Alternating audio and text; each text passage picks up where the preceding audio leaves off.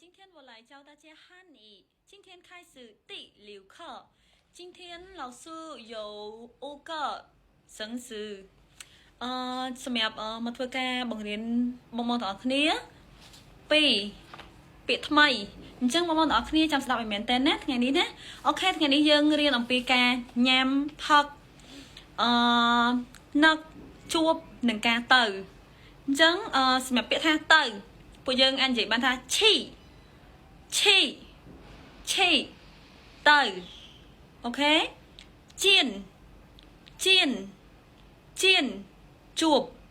អូខេ想នឹកចង់想នឹកចង់ឈឺមានន័យថាញ៉ាំហឺបានន័យថាផឹកអូខេបងប្អូនទាំងអស់គ្នាថ្ងៃនេះយើងមាន5ពាក្យនេះបងប្អូនទាំងអស់គ្នាចំណាយពេលតែ5នាទីតែប៉ុណ្ណោះយកពេលវេលាយកទៅទន្ទិញវាជាមួយនឹងពាក្យថាឈីជៀនសៀងឈឺហឺទៅជួបនឹកញ៉ាំផឹកអូខេបងប្អូនទាំងអស់គ្នាអញ្ចឹងយើងចាំជួបគ្នាជាមួយនឹងមេរៀនទី7ទាំងអស់គ្នាទៀតណាបាយបាយអរគុណជំរាបលា